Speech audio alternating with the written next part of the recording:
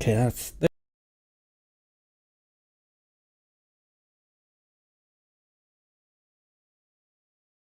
okay. There we go. Bit of a delay on audio issues. I do apologize for that.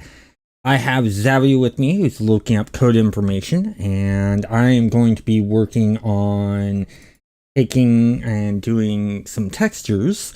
How are you doing, Xavi? Oh, hold on one moment. For some reason, audio is broken for the Discord. Oh, let's see here. Switch this to Discord. There we go. Oh. Okay. Your audio wasn't coming through, so I wanted to fix that. Okay, so beating again then. So doing okay. I recovered from the last couple weeks, honestly.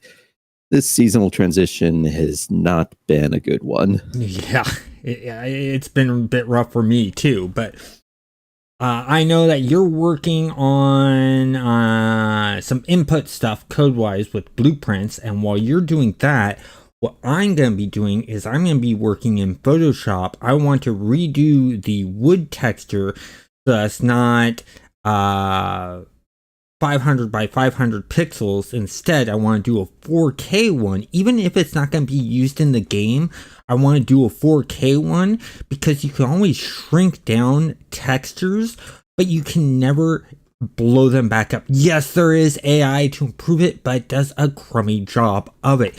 So whenever you're doing textures, you always want to go to the larger size, and then you want to shrink it down. You never want to blow up your texture because you can't get that detail back. So that's my objective here. So, and Xavi is viewing the what I'm working on through Discord so that you get direct input onto this whole entire thing. So the first thing I want to do is I am using a stylist here. So I want to go, come on. There we go. I want to go new. And I want this to be the 400. Hold on here a moment. Okay, we're going to go 4096 by 4096. That's the size we're going with. That's going to be 4K. Click OK, and there is our palette. So with that being said, I need some colors now. So I'm going to click here. Click on, come on.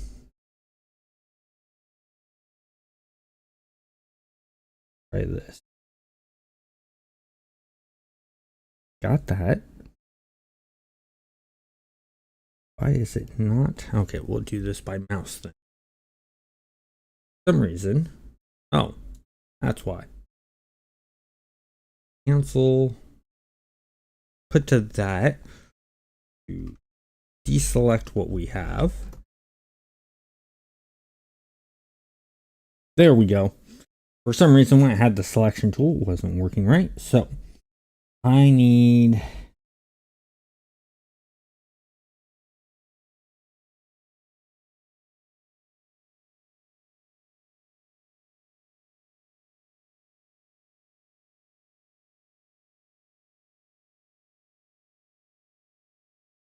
come on. Why is Photoshop not responding? Apps. Okay, so this is odd.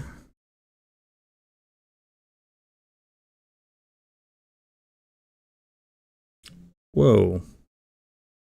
Something's going on weird.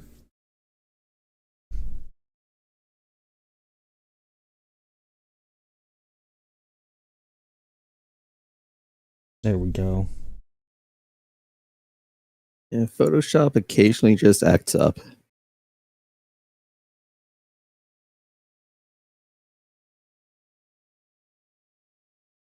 Why is Photoshop not letting me write that? So let's go. World is. Okay, let's go here. That.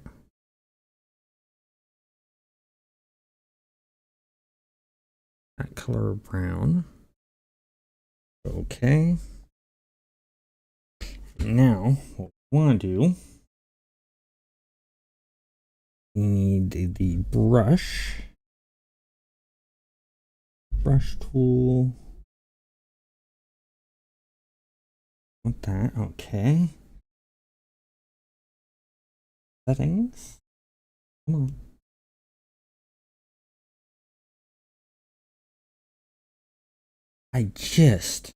Okay, so what we're gonna have to actually do instead, I'm gonna need to minimize this. I'm gonna need to probably recalibrate because the calibration isn't working too well.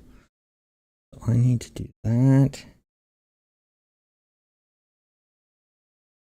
On this. There, okay. Back up. This back up. Let me go ahead.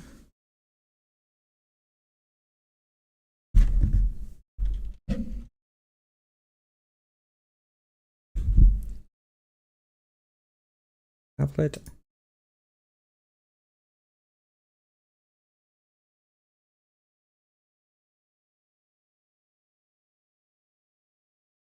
Nope, not what I'm wanting.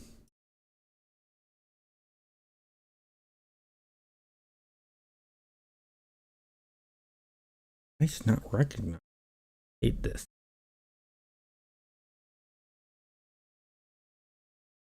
That's not so.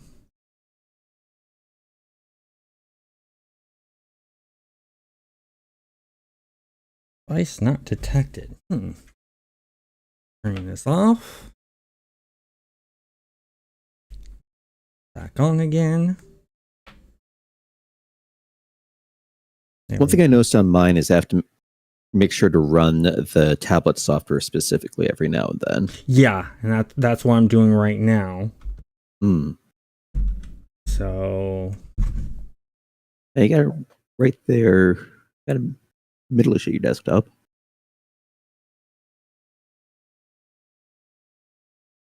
What's going on?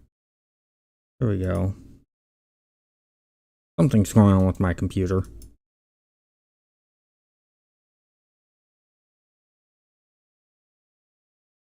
And you've got the newer one, so it shouldn't be an age of the thing.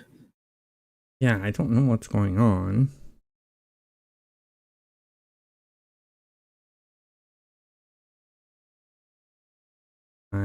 I got an idea of what I'm gonna do.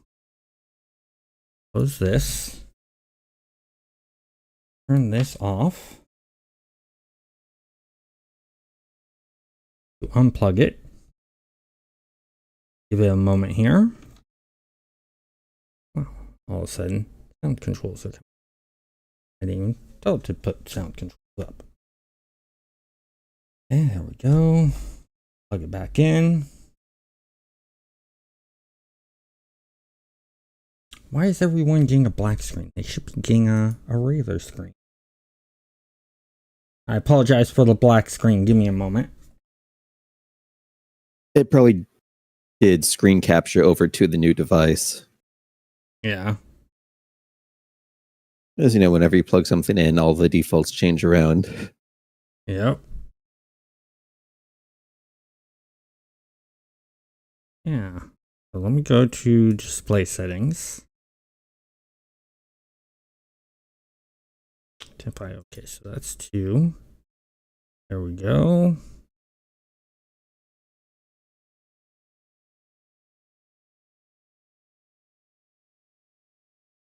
You should have 3 on there, though. Huh.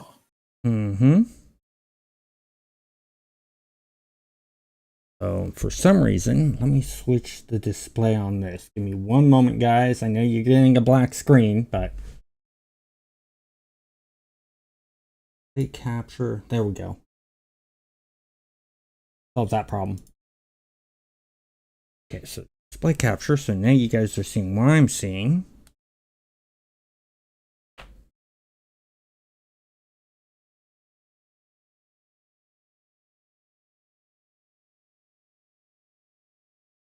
Okay.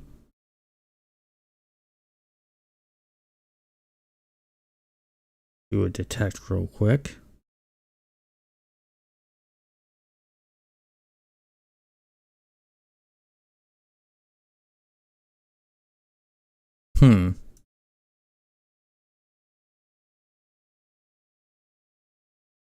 Want to go over there, check some plugs? I'm checking every plug right now, doing that right now.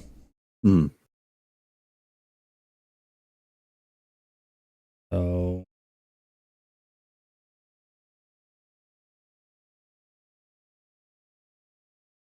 got that. So now if I turn it on, right, red light.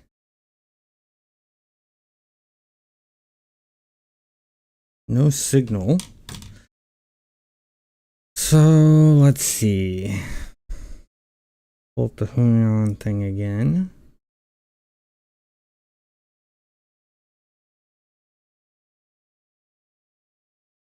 Signal.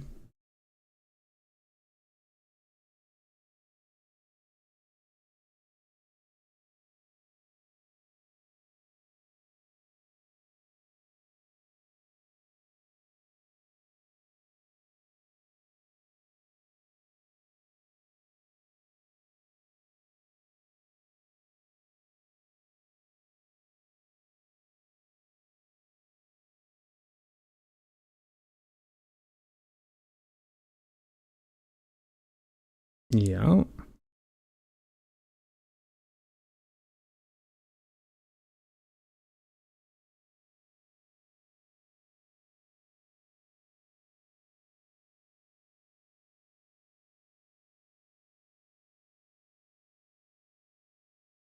No.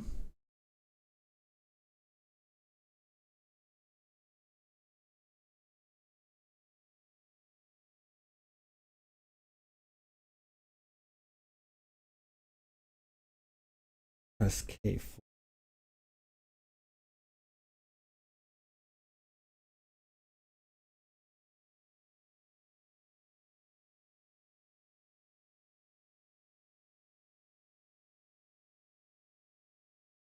Oh, okay.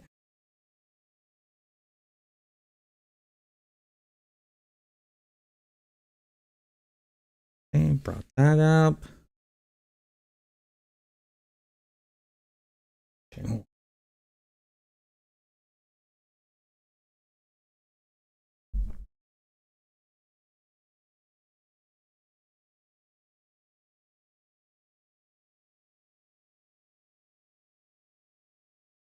This one.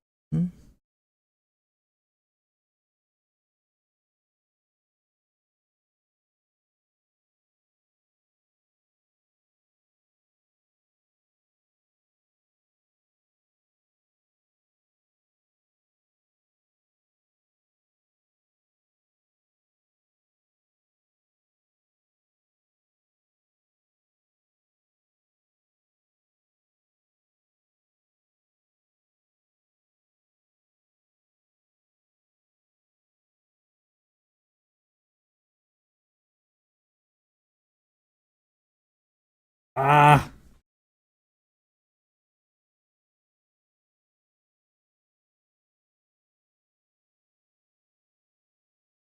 Looking for others.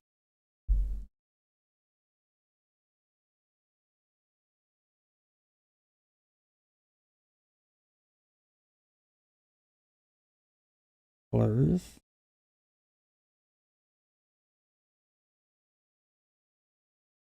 No sense.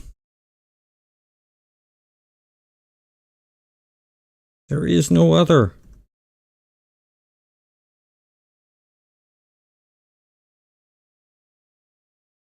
Oh, okay, that's why.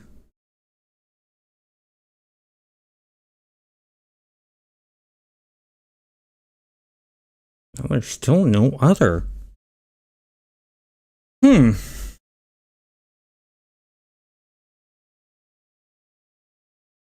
Using a Huion instead of a Wacom, that's part of the problem here.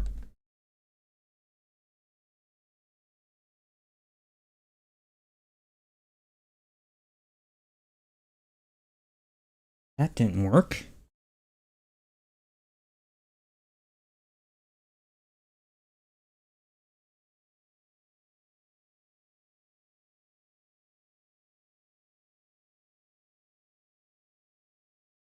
What in the world? Okay. Well, that plan's getting shot all to hell. I had working perfectly fine this morning. Everything worked. I start up the stream, and lo and behold, I wonder if it's a driver conflict between OBS and the Helion drivers. Because that's the only difference I have. And I know I tried to do this last time with that.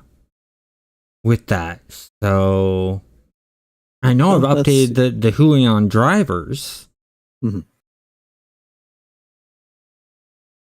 Well, fired up OBS and my tablet's still running. Of course, it's not actually broadcasting anywhere, so that might have something to do with it. Yeah, broadcasting might have something to do with it.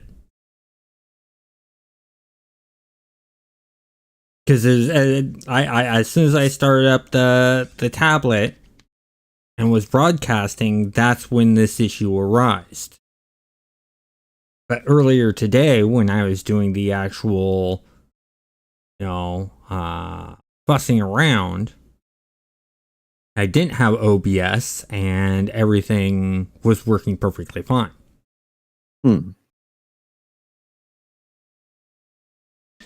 So we're going to have to do some switching here. So the switching is going to be, I'm not going to use the tablet whatsoever. We'll turn this off. We'll do it purely by mouse, which is a pain. If you stick to using the vectors and curves on there, that you should still be able to get some stuff looking decent, though I'm not sure you're going to be able to get hand painted doing that. It's going to be a bit of a pain doing hand painted, but I can get it done. Wanting that. Then we need a... Take this. Copy that color. But we want a bit darker. That. Okay. So we have that. So this is going to be hand painted by mouse. May not look as good.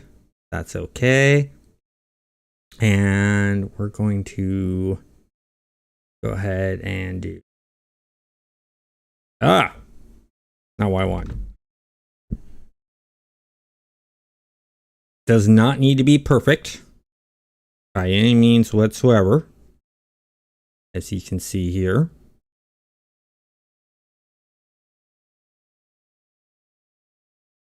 And the great thing is with wood textures, you do not want it to be perfect. You want the actual differences in there. We'll do that.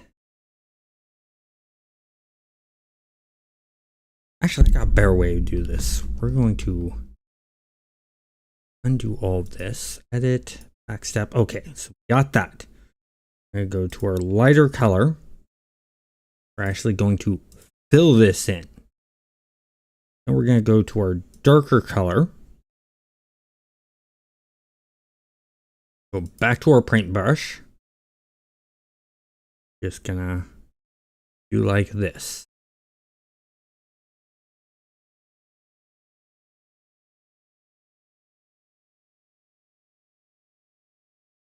Actually, I'm gonna make this bigger.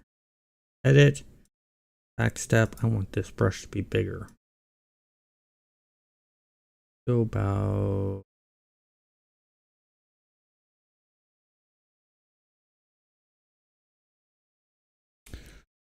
We'll say 300. There we go. Take this right along like so. So.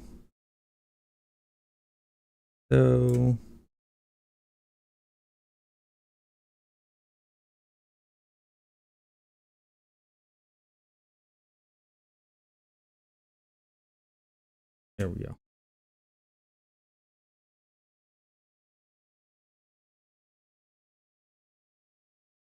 That looks good. So we have that. And when you start doing textures, it's going to be very sort of looking at the beginning, and that's fine. So I want to create a new layer. I'm going to switch to black and white. Go to filters. Go to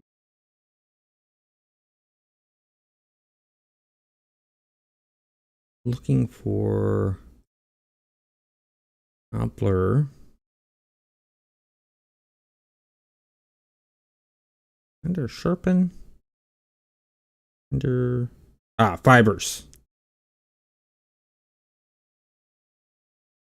Oh, that's right. I need to do a fill.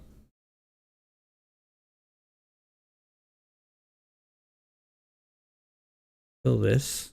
So then we go to filters.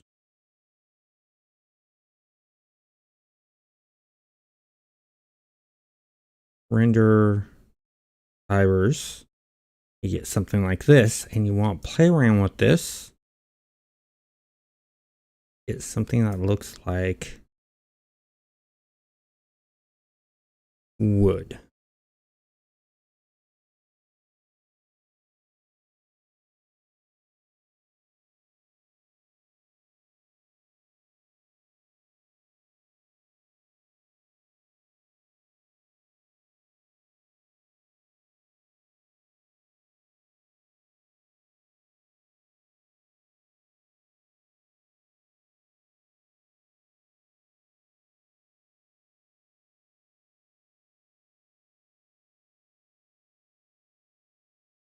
Thinking that looks good. What do you think? How's that look for sort of like a wood grain? Let me take a better look over on this side. It looks pretty good. Feels a bit jagged though.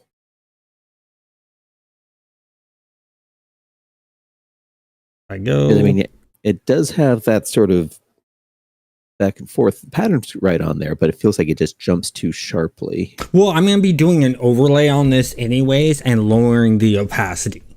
But, you know.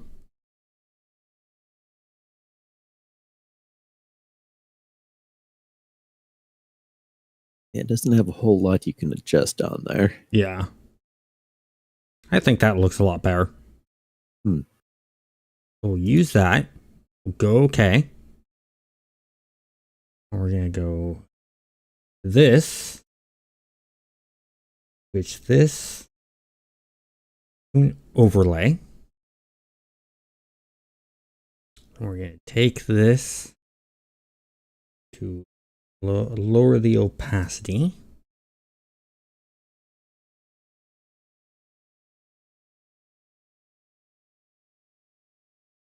About 50%. That looks better.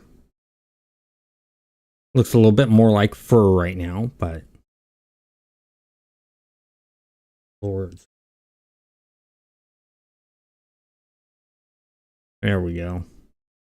It's actually kind of making me think of Cloud Rose in a farm. Primary color. This. Okay. Round. This one is going to be this. Okay. And then another thing we can do to really sort of help us out in case you're not that creative in thinking and looking at things, you can go to PG textures free.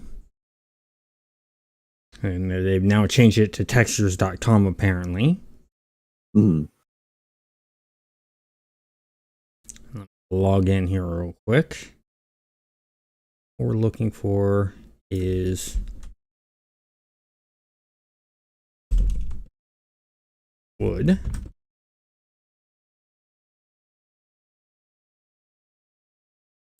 I want bark texture.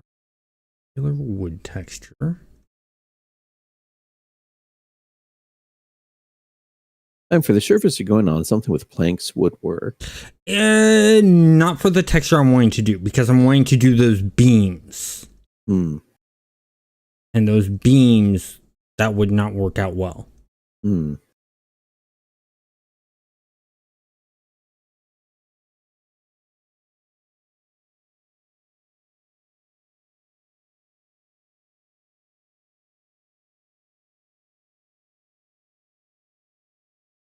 So I'm looking for the right kind of wood texture. Mm-hmm.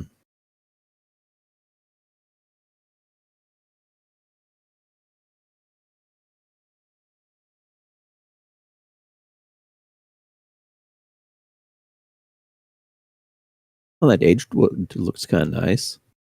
Aged wood, yes, thank you. That does look nice. That would fit perfectly for exactly what I'm trying to do. Mm-hmm. And see, it gives you your normal maps and stuff like that, which, is really nice. Originally, the way CG textures used to be, it didn't have this capability. Mm-hmm. So we could take something like this wood texture right here.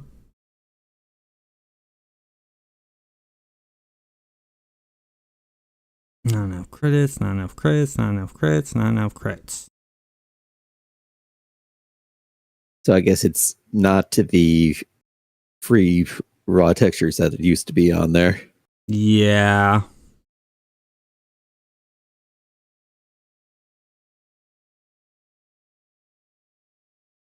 Well, also double check what it says on that license information there. What I'm using this in is just reference. Yeah, if it's just reference, then I guess that screen itself would be... Yeah, so what I'm actually going to do is wood texture. There we go. I'm going to go images. I'll find a wood texture that I like. Yeah, roll the coin on how many of these are AI generated. Nowadays, yeah. This one so feels like it could be AI generated right there.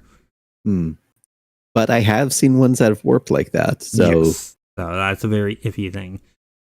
One, maybe? That might be an interesting one.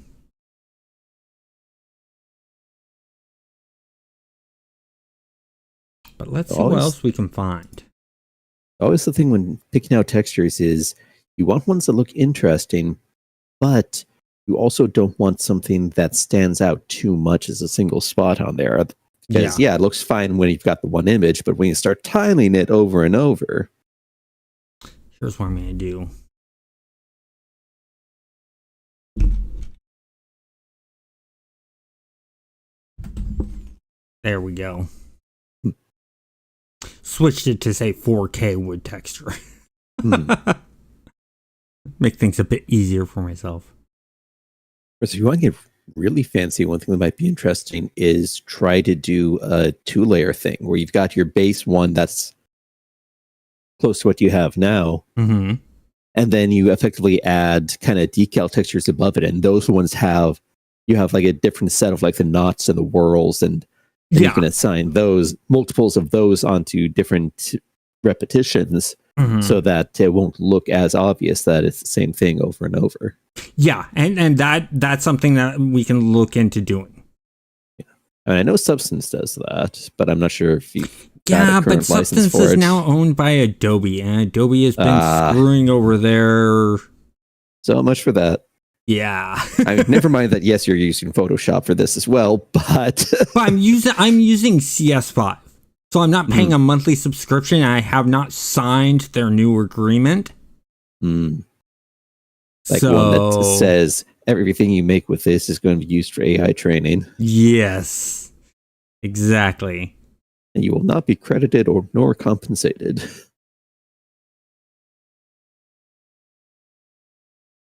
I think if they're going to do that, they can at least lower the price a bit. But nope. Yeah. And that's why I've got Krita over on my side.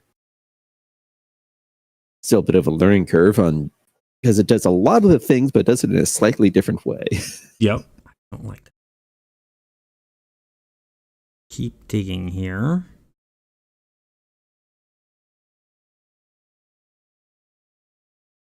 For the right.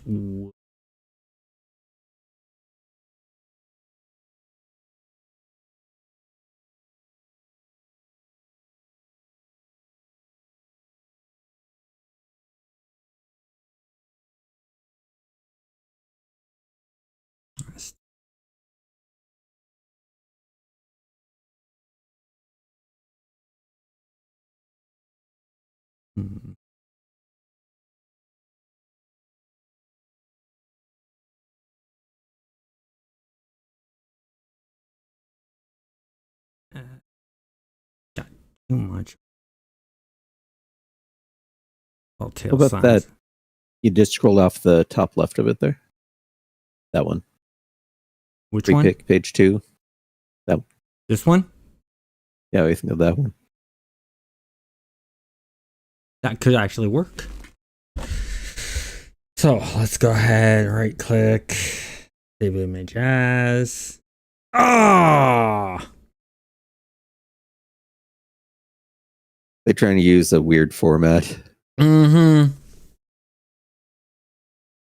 Oh, you know, you've got a little button on your keyboard that says print screen. Let me try something. Of course, now you have to find it again. Yeah. This one looks decent.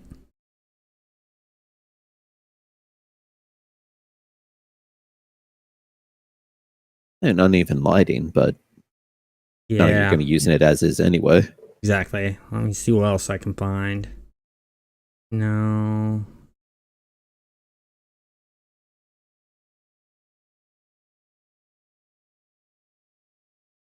You know what I could do? Actually, I think that was it right at the bottom of the page there. Second column from the right. This one? Oh, left one, down one. Oh, this? Yeah, I think that was the one you were looking at. Yeah, I think you're right.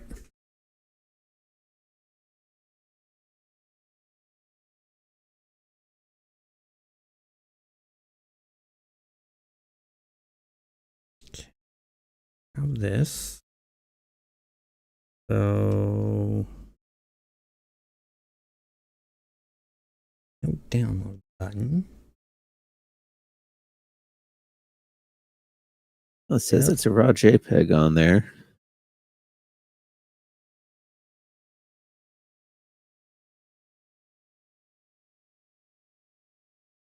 Whereas the problem with the free sites is you can't really tell. And it says, oh, that might be a download button on the right, but is that part of the ad or is that part of something else? Yeah, let's try.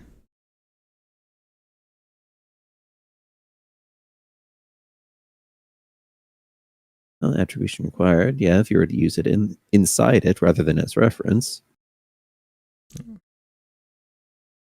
Download. Okay, so I downloaded it. Or it's downloading, should I say. Okay, so we got that. Oh, you wanted 4K? Yep. 35 meg on that? Well, open. That's going to be...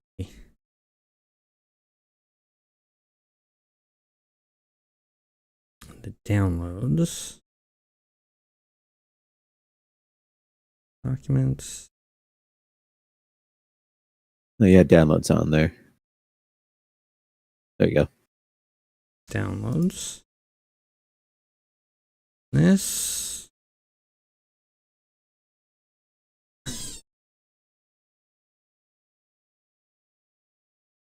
Okay, so let's see here.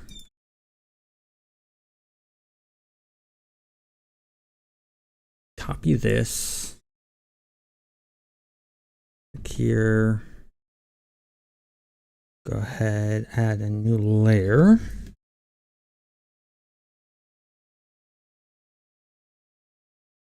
Oh, Wrong button. let's add new layer. This under that. Go ahead. Verify. Go edit. Transform. Rotate clockwise that way. Ugh, not what I want. This. Bring over like that. Yeah. So.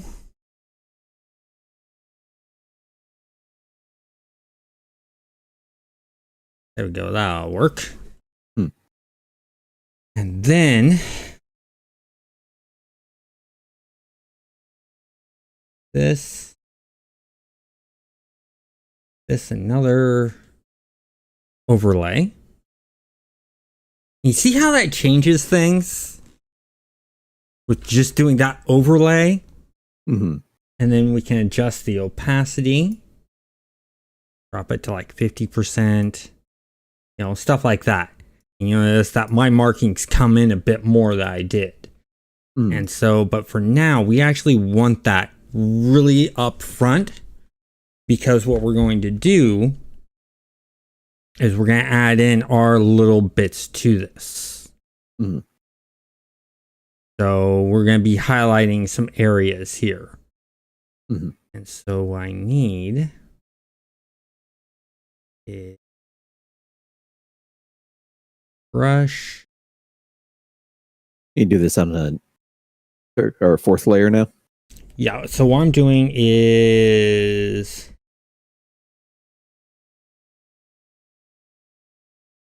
call that wood, keep that background, call that fibers.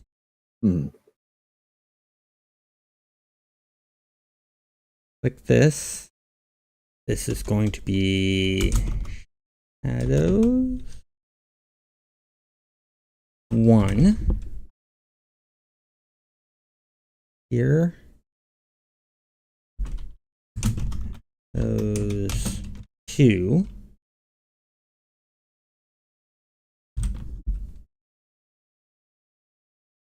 Another one. I want to call this highlights. Highlight 1. Another one. Call light 2. Okay, so the reason we've done what we've done here is we're going to add some of our own little markings into this. Yes, we're going to copy some of this. Some of this we are not going to copy. And that's the reason we have like these highlights 1, highlights 2. Highlights 1 and shadows 1 will be taking some inspiration from this. And then highlights 2 and shadows 2 will be adding in some of my own stuff to make it unique. And normally this is you do also with the shadows and highlights is your shadows and highlights ones are sort of like your lighter shadows and highlights, and then your shadow 2 and highlights 2 are more of your darker shadows and your brighter highlights, and it just adds more variety. Instead of just having a little bit of a shadow and a little bit of a highlight, you're adding more field of depth by adding in more, and you can add in more shadows and highlights. So we've done that.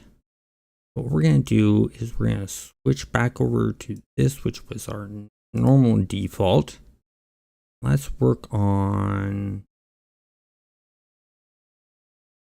the shadows. So you want to go more along the lines of this. We're going to go about here. And you see how that looks darker? So we've done that. We got shadow 1. Bring this intensity down some. out here. That looks like that would work. So like for this line here, I could literally just go drag along here.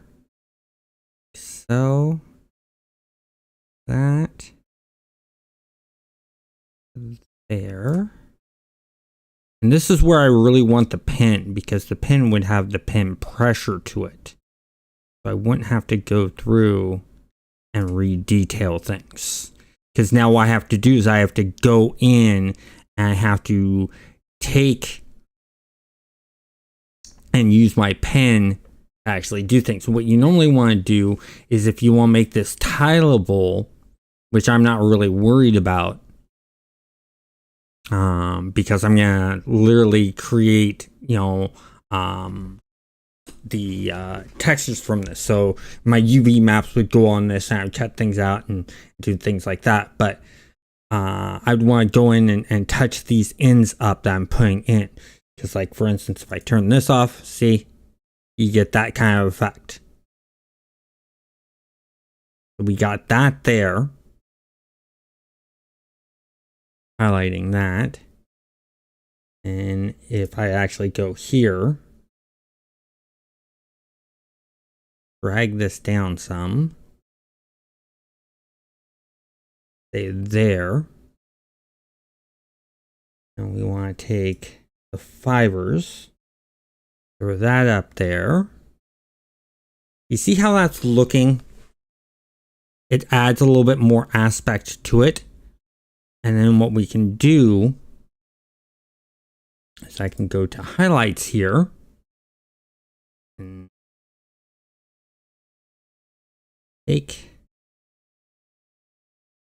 swap this around here. I want to go way up here, out here, and do like that color. Maybe even a little bit lighter, like that. And so now I'm on the highlight layer. And what you want to do is you want to figure out what direction your light source is coming from. Is it coming from up over here? Is it coming from up over here? Is it coming from down over here or down over here? Things like that you want to figure out. I normally like to go from the upper left to the lower right. That's my favorite. So all I do is I just choose highlights right here, follow along. Oh, let me undo that. Follow along. So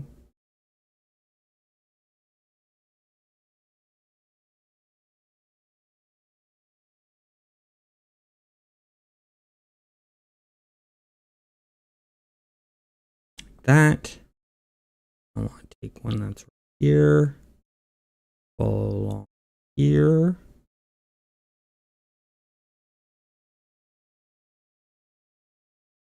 So you notice I'm not very highly worried about the major things. And then another thing you want to do is with your shadow, take this, you want to change this from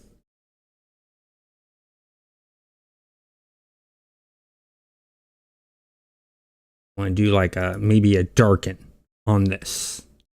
And then this one, highlights, you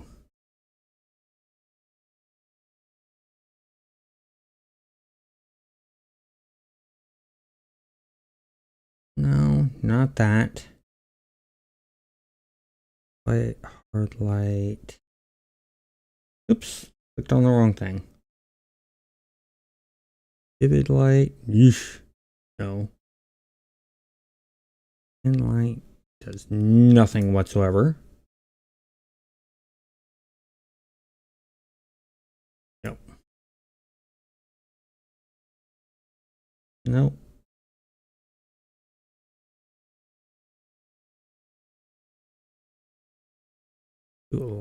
There we go. And then you can actually take this,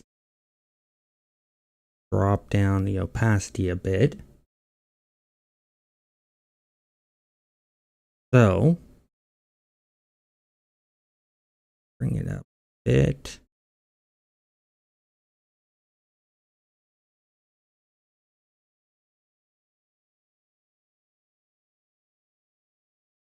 Now, right about there. So you see how that looks a lot better? You can feel the lights and the shadow in this. And what I'd probably go and do is I'd probably go back to the shadow one. I'd flip this back over and I'd go back over this a little bit more, because that is just a little too thin right here. Just do something like that. See how that looks? It looks somewhat decent. Now remember, I'm doing this all by mouse, so I don't have my pen pressure, so I'm not able to do like a thin line to a thick line, which is normally what I do. These tips would have actual nice little tips. With the mouse, I actually have to go in and adjust the pixel amount and then draw it in a little bit better and bring in that fine definition point with the mouse. But as you can see, we have this little crack here, and we use the reference of this wood create that, because if I bring this back up to 100% and I hide this and this, I basically just followed this line right here along here and here, but I made it my own by adding in the highlight instead of just keeping the darkness. Something I do want to fix, so let's drop this back down out there. Oh, I'm doing the wrong thing. This we had 100. This one we want to drop down. Something about there looks good. Because also by adding in these fibers, we've changed the way this wood looks. So we've already adjusted this wood, along with adding in my own background, which is those lines that I put in at the beginning, which is what's causing this here, here, and here, which is really nice. It adds a lot to it. And so we just continue working this and finessing this and playing with this. And I highly recommend that you get a tablet to do this with. I wish mine was working perfectly fine, but as we saw, it's not cooperating. Of course, there's also kind of an additional challenge in there of, hey, yes, the shading looks really nice on that. Mm-hmm. In this one orientation. These are going to be 3D objects in a 3D world with its own lighting on top of that. Mm-hmm. So you can't go too dramatic on shading, because otherwise it's going to wind up just looking completely wrong, giving non-optimal lighting conditions. Exactly. And that's the reason why I'm only doing 2 layers of shadows. And what you want to do with those 2 layers of shadows is, so let's say, for instance, right here, we got a little bit of a thicker area right here. So what I would do is I'd take this second shadow and I'd go to here and I'd darken this a lot more. I'd darken it like that. And I'd just go right in here and just sort of do something like this.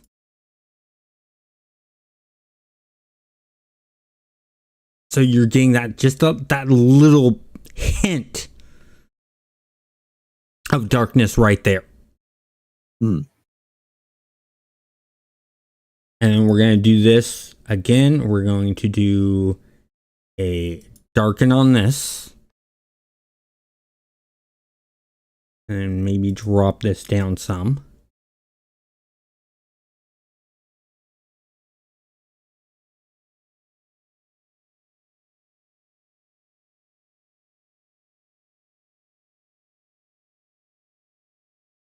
You get feeling, right? That looks pretty good to me.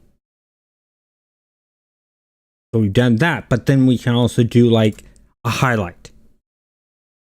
And so with the highlight, we want to take this one and we want to go a lot brighter.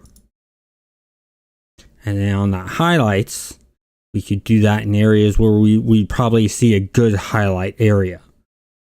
Like right here where it bends, we could add in a little extra, a little too much of a curve on that. Go like right here.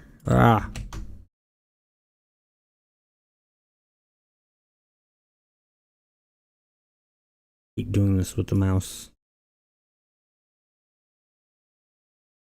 Do something like that. Still don't like that. That's not much of a curve.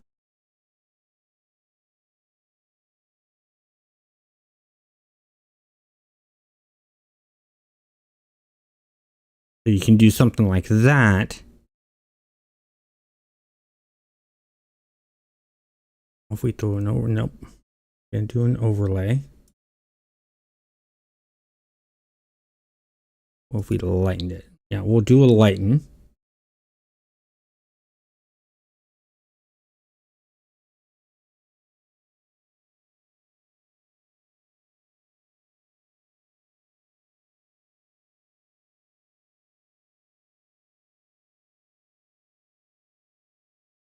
Bring that up, and the great thing is to do this, and we can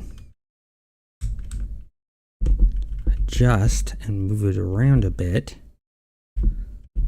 So, and we get that kind of effect. You see how that works? Oh, just by adding in those little bits of detail add on, we could also, because we have that little dark area there, let's go back to our brush. We have that little dark spot right there. I'll also take this. Let's drop this down more.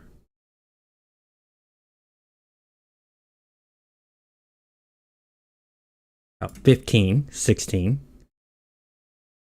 Take this. Oh, okay. Let me undo that. What I'm going to do is, let's see. Let's zoom in to about 50. There we go. Take this up to here. Just right here. Take this right like that. Maybe not so much. Go like this. And okay, that's already lightened. So you see how that looks there, but then if we drop this back down to 15%, you see how it adds just that little bit of highlight right there. Just catching that light little pop. Now remember, this isn't perfect because I don't have the tools I like to use, but I think it looks really, really good. You know, I like this feel. Another area I could go in and really caress is right here, where I see that there could be a little bit of darkness right in here and a little bit of highlight edge, which actually I think I'll do. So bring this back up to 50. We'll scroll down here. So it's this area right here that I really want to pop a bit more. So I'm going to go to our shadow 2. Switch over to our shadow 2. Right in this area, I want to add in a bit more darkness.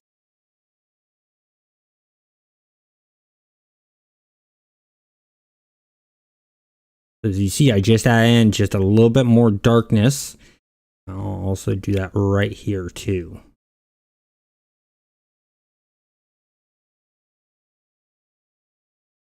And a bit more darkness there. I'm going to go highlight 2. I'm going to flip this right here. Add in edge. Like that. And let's see, it was right here. add in edge along here. Don't like that edge. Add in an edge along here. Bring this. Okay. And then if I pop this back out to 15, you see how that looks? You see the definition that we've just brought in into this area here and this area here, especially in this, because I focused more in here. I zoomed in. And use your zoom. If you need to get in to get more detailed look at things, do that. It really helps that in. But you can see that there's a little bit more darkness. There's some depth put in here. There's some highlights and stuff like that. That really adds to this whole entire thing. Now, if I wanted this to be tileable, what I would do is I'd actually go up into this area. I'd erase my shadows and my highlights up here, and I'd have them come to a point. Is what I would do there. Same thing with down here. I'd work to make sure that these come to a nice little point instead of just sort of dead ending like they do, because that's sort of what happens when wood cracks.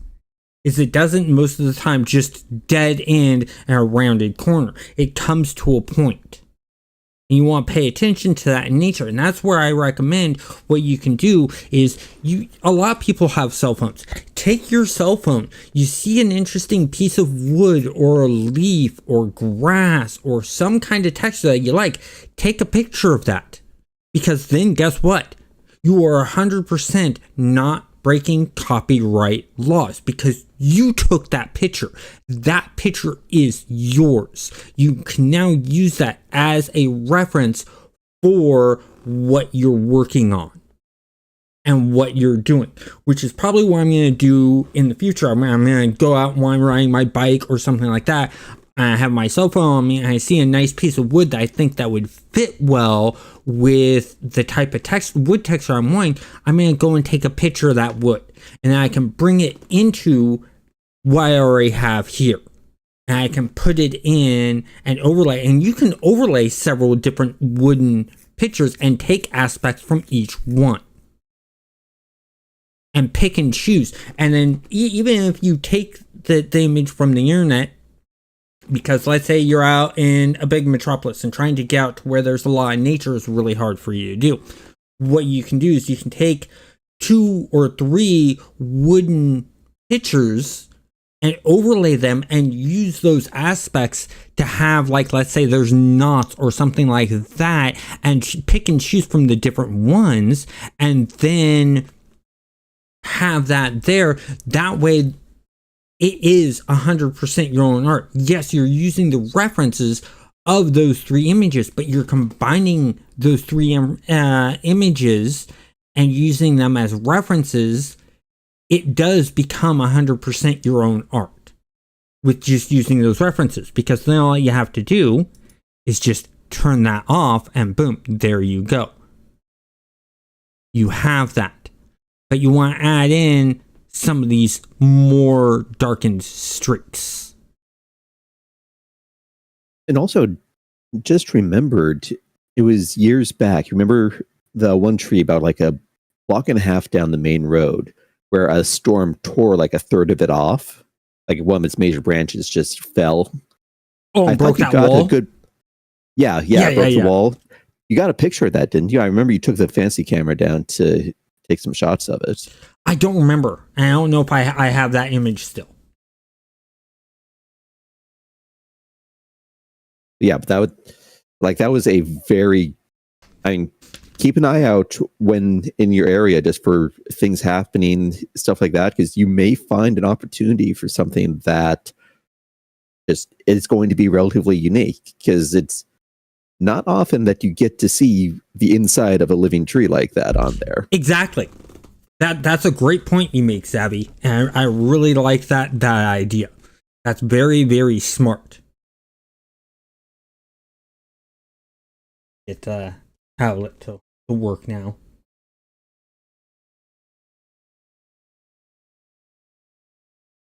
Nope.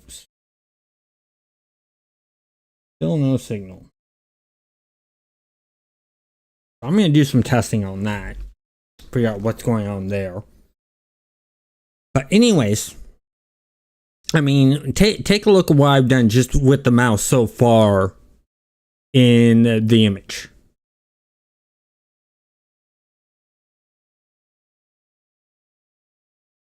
Let me know what you think.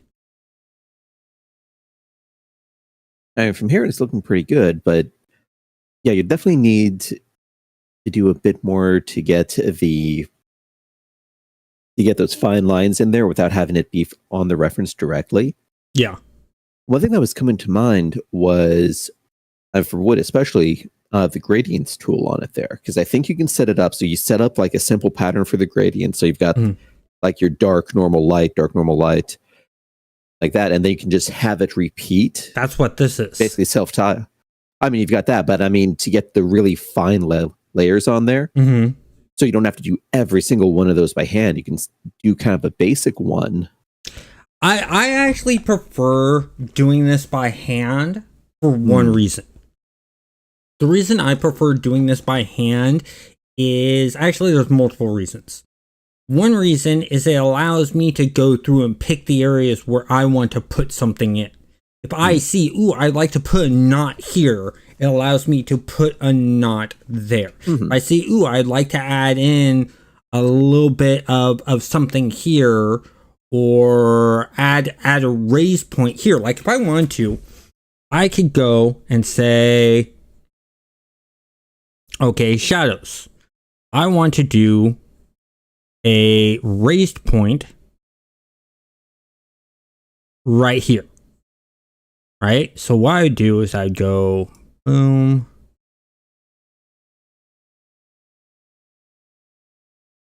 So why didn't that draw anything? Oh, no, I have it. Oh, it's because I'm on the thin line, that's why. Let's click here. Bring this back up to 35. There we go.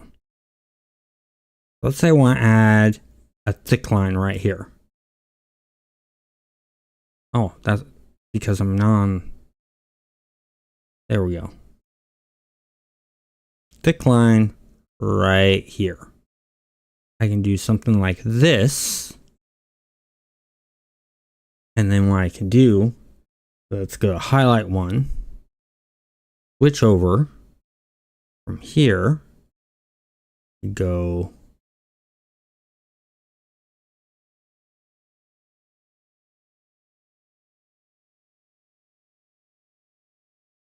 that. Let me redo that. Go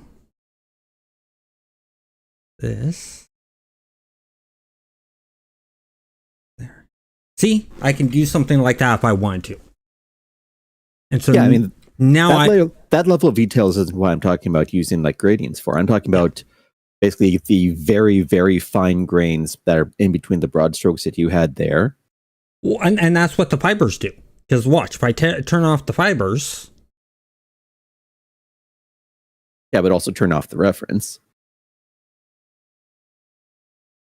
Yeah. I mean, the reference does add a lot, but I can also do that with some brush tools. Like I could go here. Brush, no, it's not there. It's here.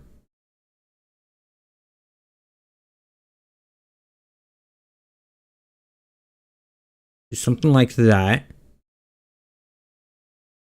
Let's up this.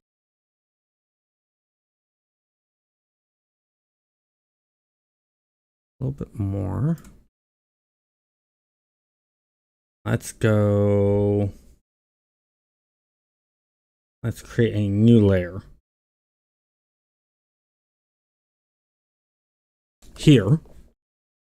And then I want dark color. So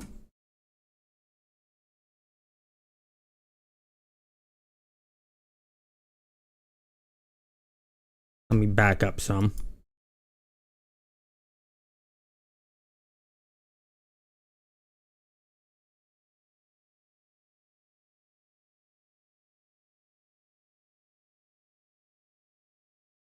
Let me find a different one.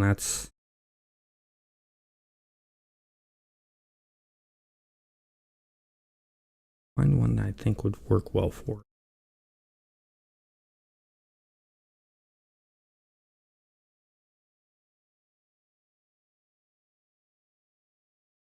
Nope.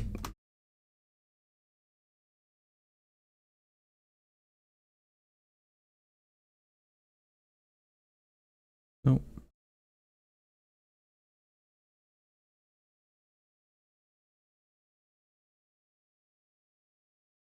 Maybe this one.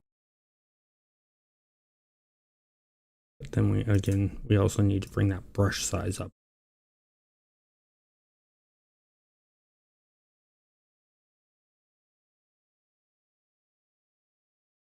So you get somewhat that look there, but then we can also do something like, where's that brush that I just saw?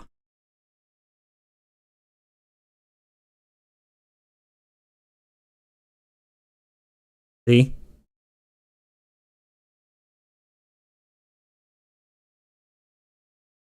Let's go, edit, back a step. So I can lower this down some. Out there. And I can just do that kind of thing.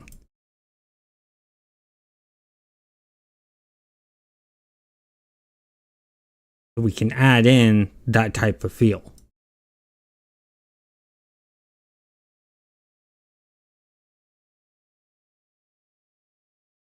So there are ways with brushes to do that kind of thing that you're talking about. And you know, when I do hand painted, I really don't want to rely on filters to do most of the work for me, especially with hand painted, because then you're not really hand painting.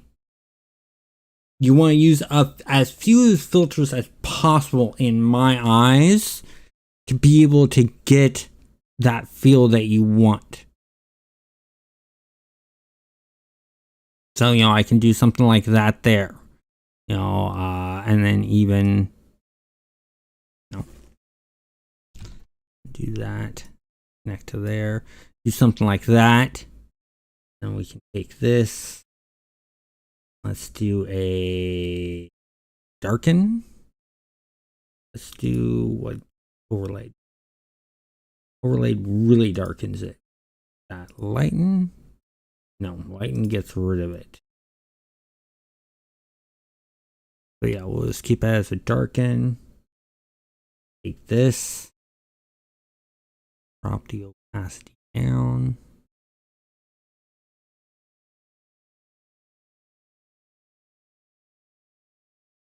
Just bring it up a bit. You see how by tweaking that and adjusting that, that blends in really well with everything we've done there. And then if I take and get rid of the wood, it's still there. And it adds to it. Mm-hmm. So you can do that kind of thing.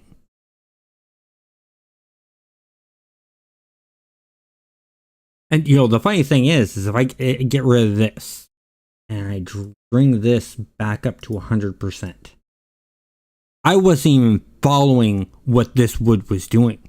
I was actually following what this was doing. Mm-hmm. And so that's where layering all this kind of stuff on there really helps out. And, you know, another thing you can do is you can, not the smudge tool. Oh God, what?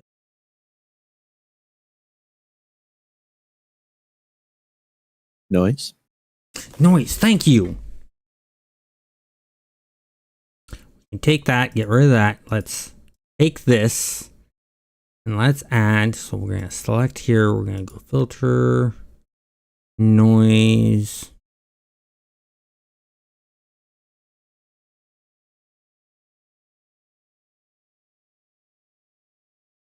Something like that.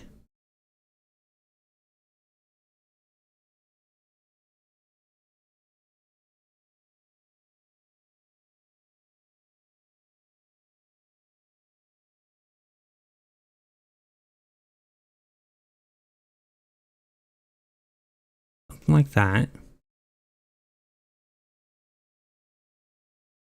So you can add a bit of noise to it. Or you can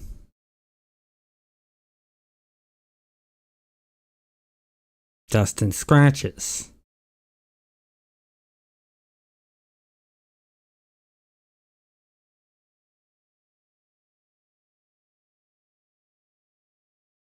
Play around with your different filters, but don't use your filters as the main thing to create your main look. Let's see. Yeah, I guess from my point of view, since I'm a programmer, I try to not spend as much time on the art and focus what I'm good at on there. So I'd say, okay, get something that feels loosely like it and then call it good. Whereas for the actual artists, if you want something that actually looks good, there's really no getting around putting the work in ultimately. Yes. Exactly. That's why it's really good to have a dedicated artist. So you have someone who's got the time to put the work in while you're trying to do everything else. Yep. Greenwood.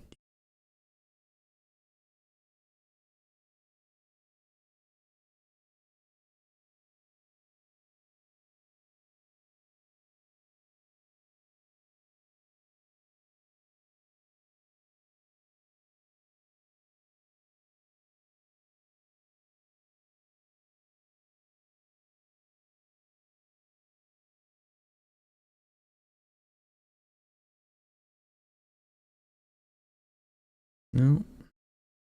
Trying to find one that would work really good for what you were talking about.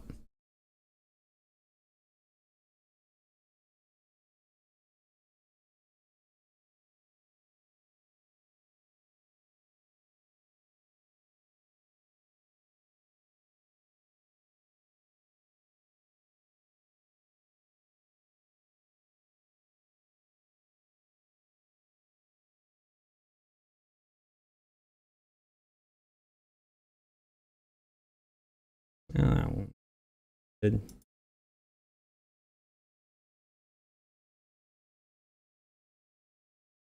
Cancel that. But I mean, you guys get the idea what's going on here.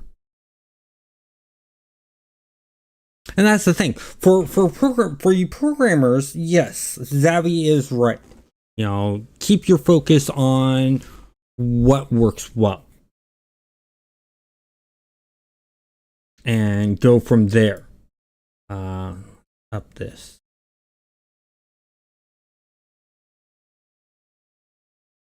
That word.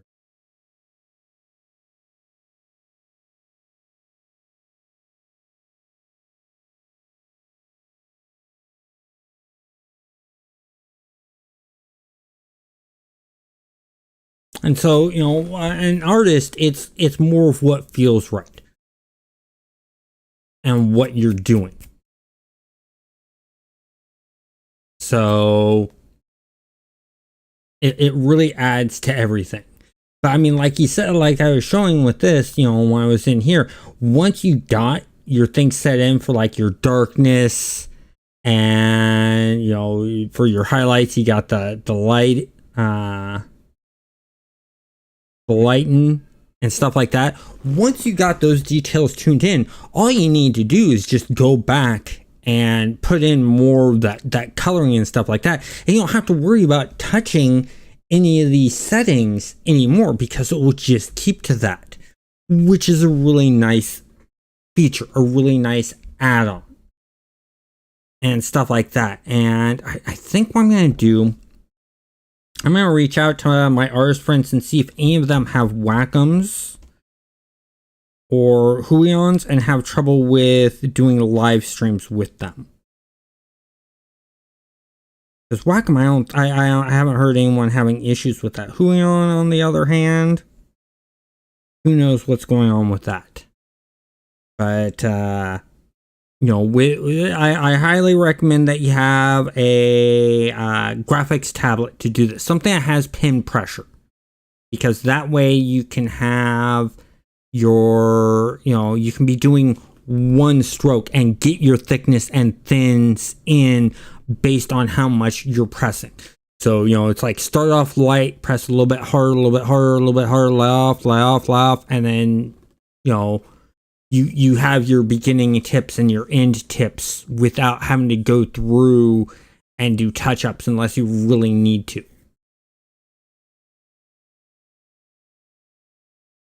But, there's so many things that you can do and play around with, just like I was playing around with, the brushes and the different brush types, So I like this brush type here. Let's say I want to go in here and I want to lighten this area up some. I can do that.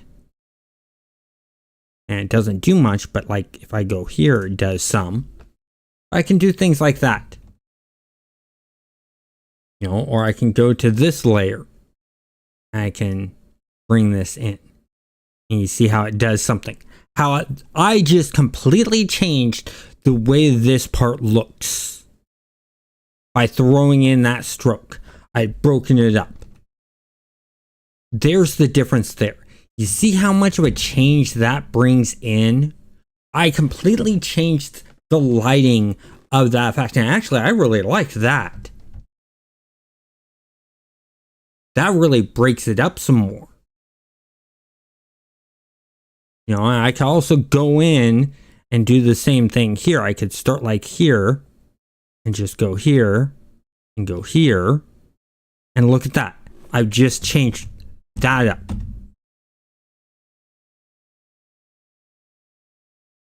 So that just dramatically changed the image itself.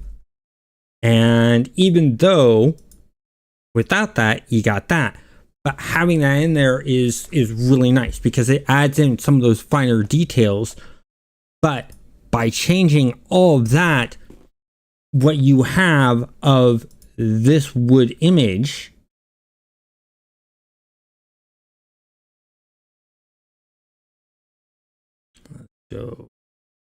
something like that. So we could go something like that, and then you notice it more. But if you go 100%, you get more of that realistic wood texture. And the more you drop down, the more cartoony you get. And then you're going to have to adjust some of these other values. So I'd want to go to this layer here and maybe drop this down some more. And do something along that line instead of having it up here where it was. So that's where working on this kind of thing can be really nice, because if you have this, boom, there you go. And the great thing is I take this off. Look at the change that makes. Dramatic change in color. I turn this off. Dramatic change in some of the texture, feel, and color again. Same thing with turning this off. You see some stuff disappear. Same with this one right here. This one here. Boom. Look at that huge change. So you're dramatically changing what this texture has. And the great thing is let's say I want to get rid of this area right here. I can literally just go to my erase tool. I can go to my shadows one. Look at that. Boom. Gone. Completely gone. I can go to my highlights one.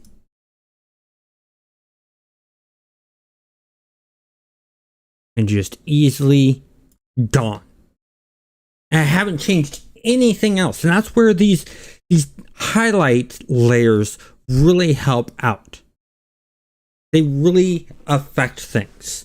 So like, let's say your players don't like that you have the multiple levels of highlights. So you can just turn off one level of highlights. So if they don't like those high pops that you put in, and a majority of your fan base is complaining about these right here, instead of going through and erasing all those little ones that I've done, having to erase all 4 of these, and there'd be a lot more in here, I can just go and de-hide those, re-render out the texture, throw it onto the model, and boom, I'm done. Easy fix. And that's why I'm doing all of these layers. And I highly, highly recommend that you name out all your layers. Don't keep it layer 1, layer 2, layer 3. Because by having it layer 1, layer 2, layer 3, you don't know what those layers do. Whereas here I have my background. This is literally my background colors. Then I have my wood. This is the wood texture I'm working with. If you're working with 2 or 3 textures, have it wood 1, wood 2, wood 3. Right? Or, let's say you have a pine one, then you have an oak one. Name it pine, name it oak. I have shadow 1, shadow 2, highlight 1, highlight 2. So I know that my highlight 2 will get rid of my really bright spots. My highlight 1 will get rid of my somewhat light spots. My shadows 1 will get rid of my main line. My shadows 2 will get rid of the really dark lines. And that's what you sort of want to have. You want to be able to have that adjustment because it makes things easier in the future. If people don't like how realistic looking the texture is, you can simply just go in here and go, okay, well, let's make it less realistic. Let's drop it down by maybe 40%. Let's see if people like this, and then do the few adjustments I might need to make this look really good. And then you can pop it on there and say, hey, which do you like? But that's where I also highly recommend it if you're making a game and you're doing independent, an independent studio, run a YouTube channel of you making that game. Reason being is then you can do in your comments section, you can say, here's 4 different styles I have of textures. Which do you prefer better? And do a poll on it and see what people think is the best. Now, remember, for every vote you have, you want to times that by 100. So just because 10 people vote, that doesn't mean that only 10 people are interested in that, because for every 1% that votes, there's probably about 100 people who didn't vote, who didn't bother to vote, but still have thoughts on it. So you don't want to think that just because you're getting a few votes on something or a few comments back, that those are the only people. Those are the people who are willing to put themselves out and give you their opinion.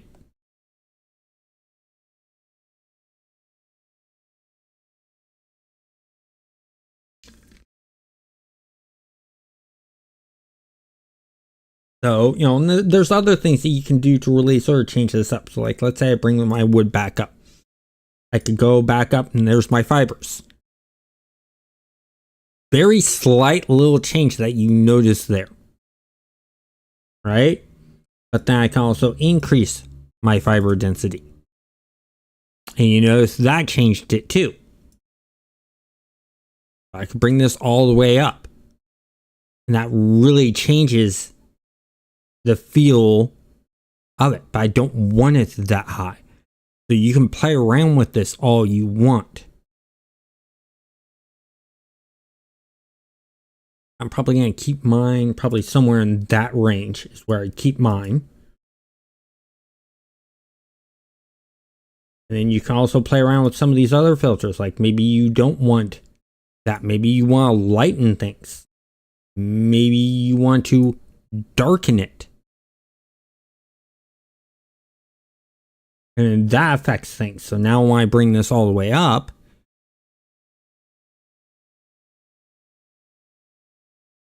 You notice it doesn't play that much of a difference. Maybe you want to soft light it. I like this one for widen. So play around with your filters and your overlays and stuff like that can really enhance things. So it's like I can go to my wood here instead of doing an overlay. I could actually have this as a darken. That looks god awful ugly. I could also do a lighten. Once again, doesn't look good. I could do a soft light. I could do a hard light.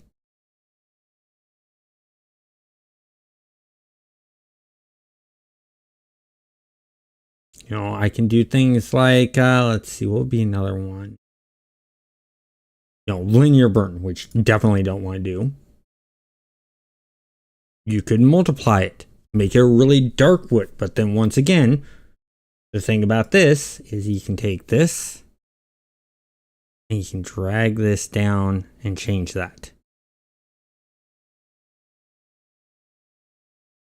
And so now those highlights pop, but look at what happened to the shadows. They disappeared. And that's why I chose overlay. Because I want those differences of highlights of the difference in colors. I want to be able to come in and, you know, play with this. I want to be able to go, ooh, I see an area here where I can go shadows. I can go brush. Switch this back over something like this. And I see this area. Where was it?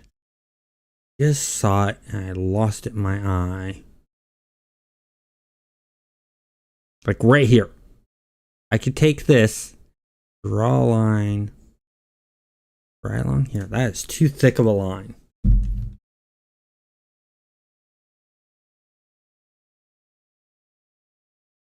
Okay, we want probably a 30 on this. So let's edit, back step. There we go. So now we have that, and now I want to go to the shadows. And I was right here. I want to take this, go right along here. Something like that, right? Now I can take my highlights, switch over to my highlight, right along with it. In fact, actually what I'm going to do, just to make my life easier, bump this up to 50. Go up to here. Drop this down to 40 actually. 40. Okay, now I have full access to this. Here. Here. So.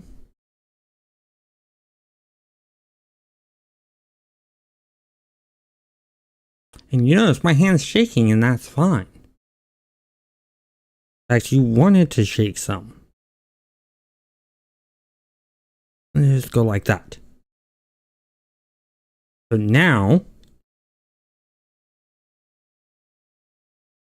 when I zoom out to the 15, look at that right there. We added in more detail. Was that there before? No, it wasn't. We added it.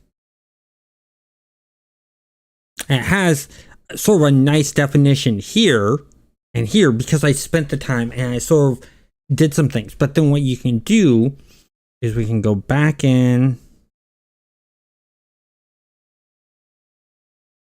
Let's go, no, it was 40. So we can go back into 40. We can take our brush here and drop this down to like that. And then we can go in.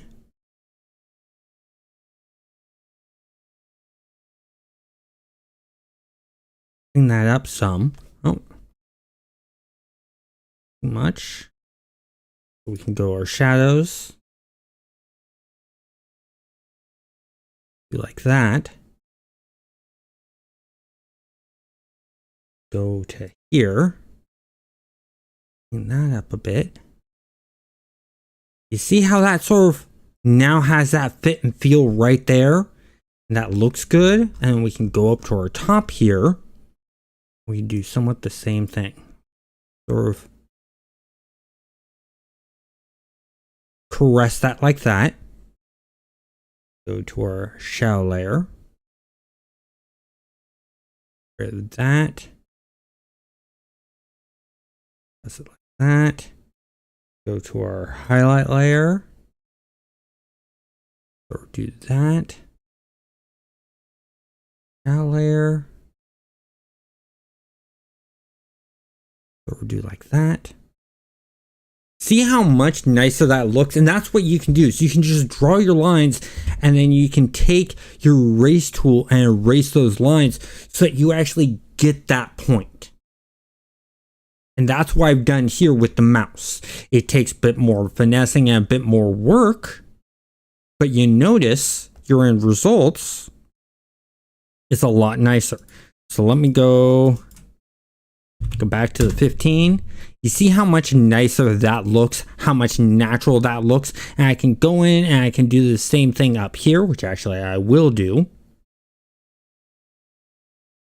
No, not 15. I'm already at 15. I want 40. And I'm going to go up here. What I'm going to do is I'm on the shadows. We got a shadow here. Go in. Sort of critique that. And let's go to our highlights. Go in. And just sort of massage that. Like so. And I can go down here. Can massage this highlight a bit. Go like that. And then another thing I can do is I can go back to here. I'm on my highlight. All right, I already got the thick pen, so I want to bring this down some. About there. And I can take this. I can just sort of finesse this like that. That little point there. And what I can do is go back to my erase tool.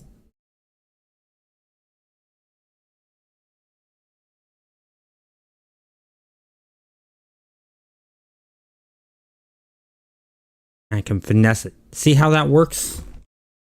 Voila. That's how we work all that out. So even if you don't have a tablet, it's going to take you more time to do this work just with the mouse, but can be done. It's just a back and forth between your brush tool and your erase tool to get those finite points and to get the way you want that to feel. So like I could go into this highlight here. I want this to be more nicer.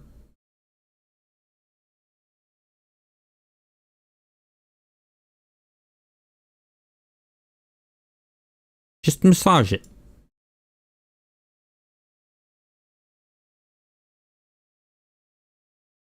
Just like that. See? We've changed the way that looks. Do the same here. Massage it a bit. That's all you have to do. Now, same with this. We want to go back to this highlight. More of a tip there. See, there we go. Same with this. Go here. And go like that. I've just cleaned all those up. It just looks a lot nicer. And then let's go back to the 15. You see how much nicer and cleaner that looks and different that looks? So Xavi, you want to take a look?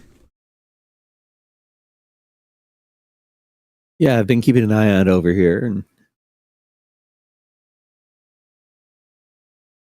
I mean, it's looking cleaner than it was, doesn't it? definitely. You know, and remember, guys, I'm using a mouse. I'm not using a tablet for this. And so, as I've been saying, it takes a little bit more time doing it with a mouse. You don't have to have a mouse because you gotta remember, the artists before the graphics tablets came out were doing it all by mouse. So you look at like your for instance, your Warcraft 1, Warcraft 2. All of the artwork was done with a mouse. They may have, like, especially for hand painted ones, I'd figure on that one they probably would literally just go out traditional art it and then scan it in.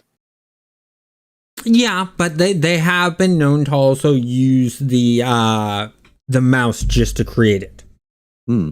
And one of the Blizzard guys literally said that when he started, what they were doing was by mouse doing what I've been doing. And just sort of caressing things and getting things to look good. And it is definitely its own skill set on there. It is. I mean, entirely different muscle memory on it. So if you can draw well, doesn't mean you can draw well with a mouse. If you can draw well with a mouse, doesn't mean you can draw well with a tablet. So it's... That is true, but here's why I recommend. I'm not good at drawing with a mouse at all. I'm terrible at it. But look at what I've been able to create with the mouse so far. This is almost on par because I took the extra time to do this. This is almost on par, not quite, of what I could do with the tablet. Because I'll show you what I've done with the tablet. I go File, I'm going to go Open. We're going to go here, here.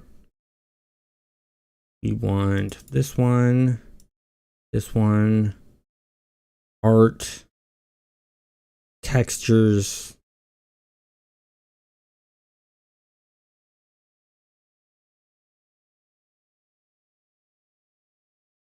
This is the one that I created in Photoshop using a tablet.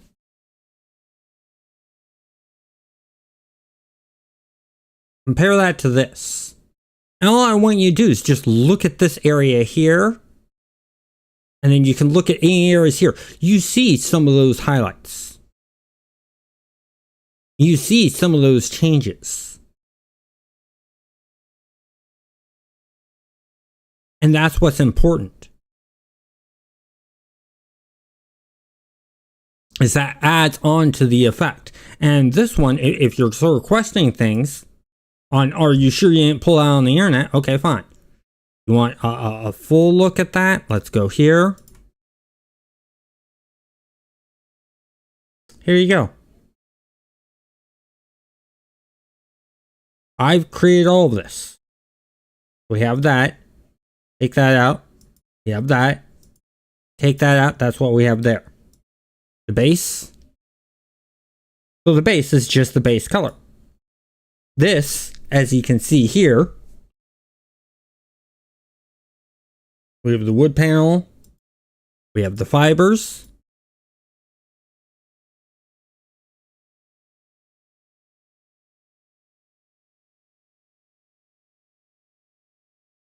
that's literally all the layers I have. You can see that when I take away the dark, the light, this is a finished version of this. It's a lighter color because that's the direction I went. I'm going to go with a little bit of a darker wood this time. But I can get this to look like this. And that's what's important. Because like if I hide all of this, I just want the wood fibers. So we literally have the streaking there. That's normal, and it's down to 21%. I bring this all the way up. Boom. There you go.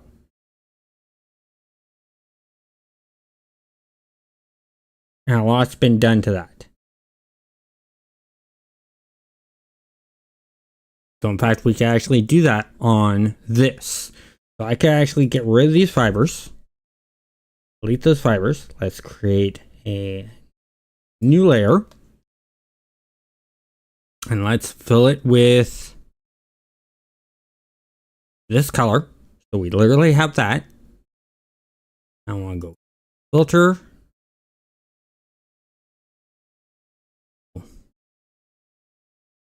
Render.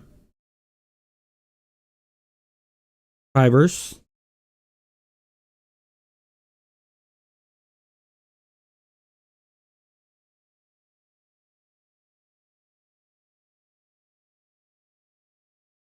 Okay.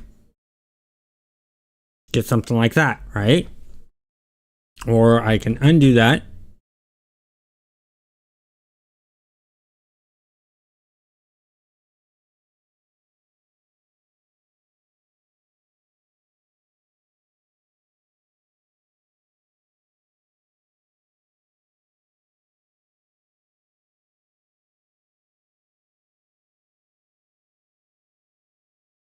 Maybe like that. Okay, there we go. I just take this.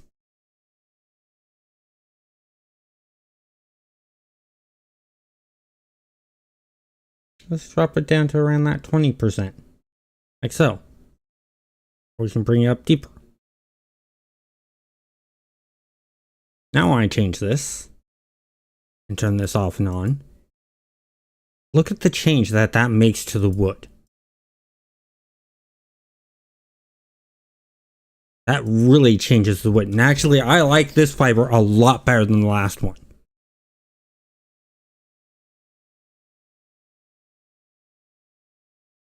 This fiber looks a lot better. This fiber gives me a lot more to work with, because then I can highlight, get to the point. I can highlight like this area here. I can darken this. I can play around with this a lot more. I have areas right here that I can highlight and darken. Same here. Same with here. There's a lot to play with in this area. And so the great thing also about this is, let's say I want to take this. Okay, I want to take this. I want to move all of this down more.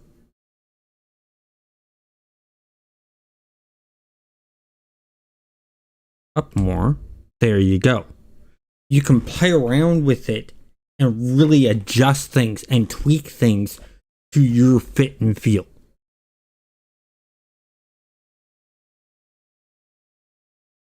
And I really like that capability. It really adds to it. So, you have a lot to play with. Don't think that just because you don't have all the tools you need, you can't do a texture. There are free things out there like paint.net, GIMP, and stuff like that you can do these types of textures with. And will let you do these textures. And like I've been showing you, you can do it all with a mouse. You don't have to have a graphics tablet. A graphics tablet just makes the work a lot quicker for someone who is art orientated and used to working with a pen type stylus. And so that's where it helps them out and makes it a lot better. It's literally, if you take a regular artist who's used to drawing things out by hand and you hand them a graphics tablet, they're going to be very easily able to switch over. However, if you have that, take that same artist and hand them a mouse and keyboard and tell them to create art, they're going to struggle to no end. Because it should, like me and Xavi have been saying, it's two totally different sets of skills. Just like how a programmer will do art versus an artist. Same thing with code. If an artist goes into code, the code's not going to be as clean and as proficient, and they're going to be stumbling around Just like how a coder, when trying to do art, is going to be stumbling around, going to be relying more on that procedurally generated stuff and the filters than actual hand artistry. And that's because they're two completely different skill sets. An artist relies on creativity and relies on what they see and what they feel. A programmer, if I'm correct, tell me if I'm wrong, Xavi, relies more on logic-based and thinking and making sure that works the way that they intend it to. I'll be honest, I kind of missed the first half of this entire thing here. So the first half was that an artist goes off of their creativity and their feel.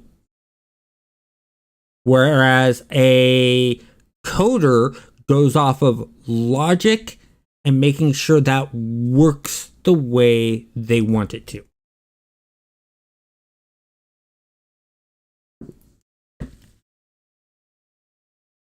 I think that part of that's just from the medium itself on it there. Yeah. Because when you write code, you may think it's going to work, but until you run it, you have to figure out how the computer is going to actually interpret that. So exactly. Whereas an artist, as you're doing things, you're seeing what's happening in real time. You're not having to wait and compile it to see what it looks like. And you gotta remember, when I started this whole entire thing, it started out looking like this. That looks nothing like wood, does it? Then I slowly added things in. I did the fibers. That's looking a bit better. Still looks crummy. But then I started adding in my highlights and my shadows. I added in some other effects. I added in a background of wood to go off of. And we end up with this. By the time I'm done, yes, there is that wood texture there of a picture of wood that I got off the internet, but it will be less than 10% of the overall artwork. I could literally take another wood picture and throw it in there and it wouldn't change much. In fact, actually, let me go ahead and do that. Let me find another wood texture. Go next page.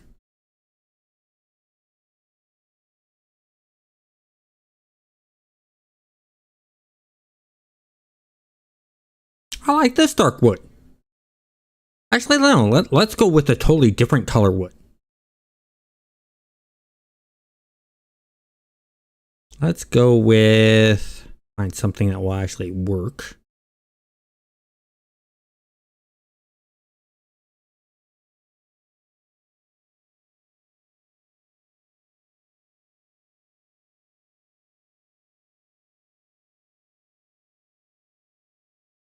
Yeah, let's go with this one.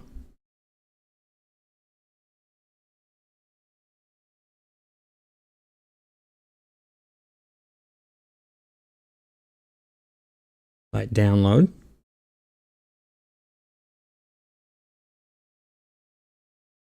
Okay, so we download that wood texture. Let's go back into here. We're going to hide this. Create a new layer. File, open.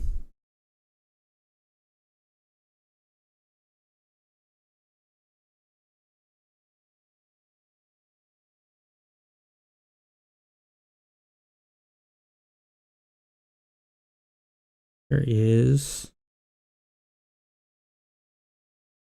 There we go. Oh, this is the one we were using. This is the one we're going to grab now.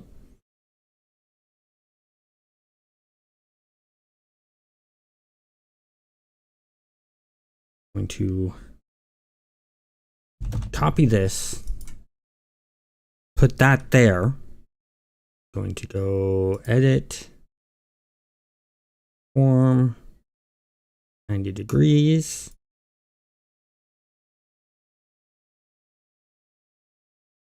Go like that. Overlay. There we go. Now I switch this out with this. There's not much of a change. You get a difference in color, yes. But overall, how much of a real change are you seeing in the texture?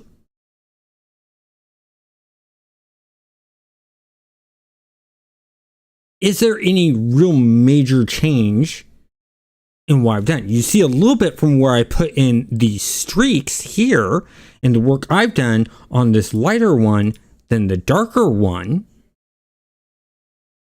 But overall, it's pretty much looking the same. Your color format's just changing a bit. And then if I do something like, okay, that's 100%, that's 100%. What if I put both of these about 50%? So that's at 50%. I put that at about 50%. Now I've really changed things up. And if I take one away, each one I take away changes that up. So now I've really changed things up in the texture. I got a light wood texture and I got a dark wood texture, each of them different, and I'm overlaying each one. And this is what I was talking about.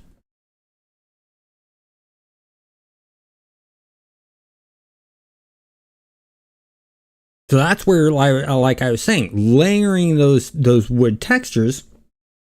And let's actually change the name of this one. Oh, come on. Cancel. There we go. Name that wood too. We'll just call these streaks. And this one, this is our fibers. So want to keep up with that naming convention. So, Xavi, question for you. All right. Oh, I did that wrong. Let's bring that back down to 40 some on. Okay, there we go. I have a new wood texture that I've thrown in. I want to get your opinion. So, here's what we've been going with so far, right? Mm-hmm. This is the new wood texture that I just threw in. Mm. Which do you like better? First one or the second one? Second one gets a bit more contrast in there. So it's a bit more visually interesting. So the next thing I have is here. Do that.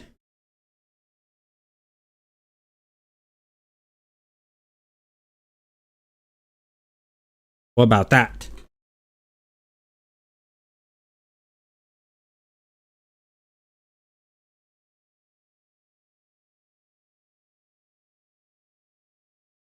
I think that'll work pretty well on there. It doesn't really jump out, but it's also not boring.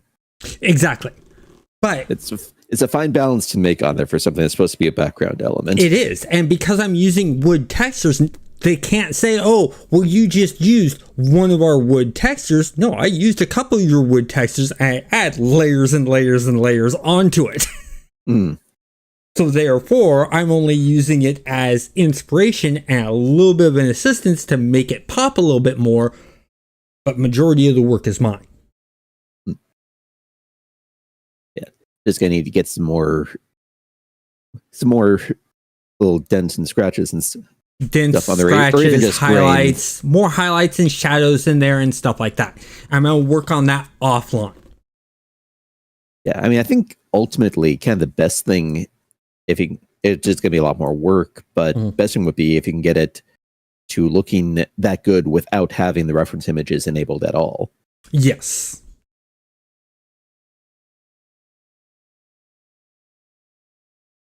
I mean, I could do that. It just, the thing is, and this is what the artist at Blizzard said, is you can do that without the reference images.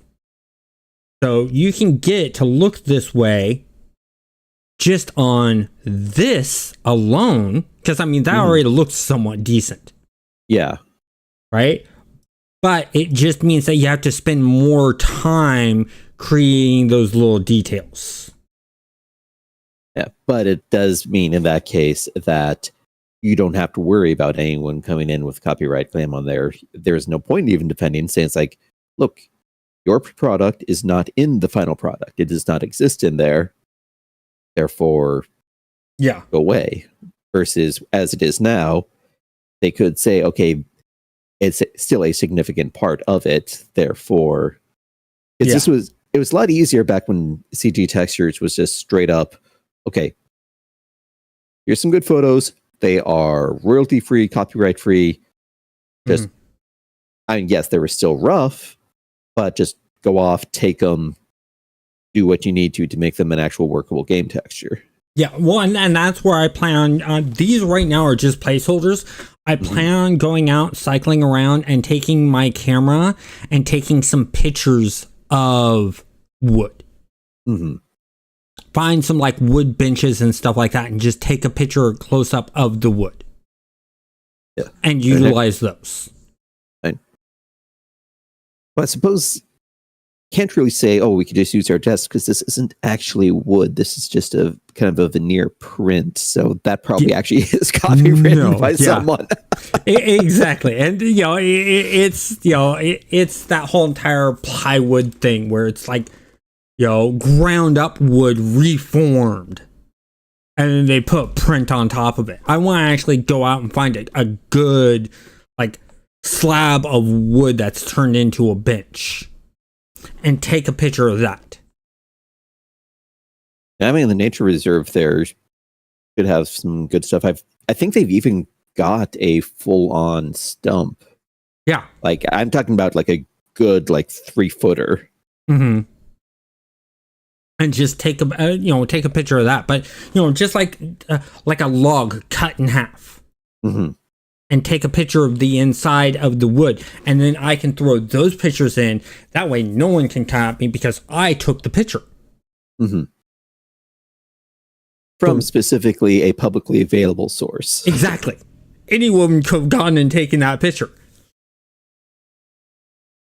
In fact, I'll probably do what I do half the time and accidentally get a finger in the picture saying, look, that's my own finger. I was looking through my some of the pictures I took at the recumbent retreat, and there were like a quarter of them had a finger in the corner. It's like, oops.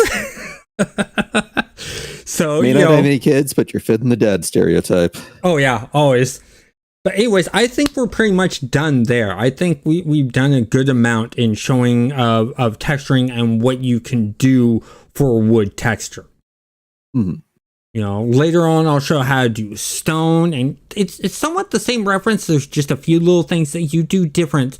But what I've shown here, on all of the textures I'm going to be doing from here on out, you're going to be seeing these highlights. You're going to see the highlights and the shadows.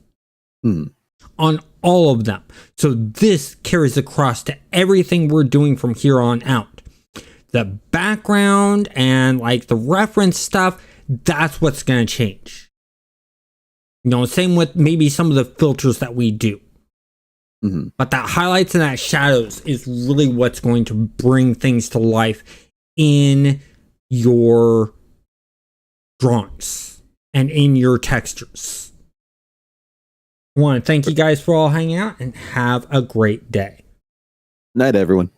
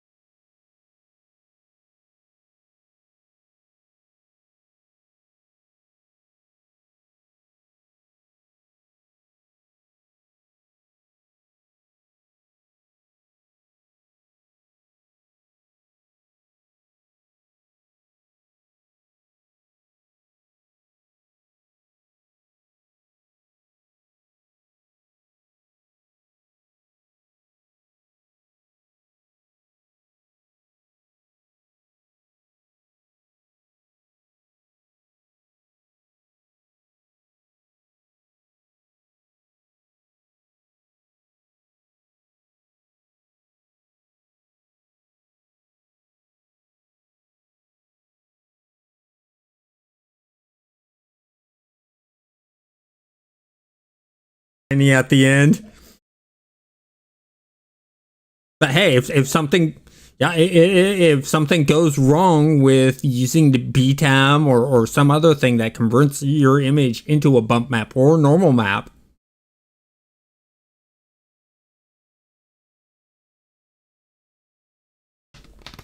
yep.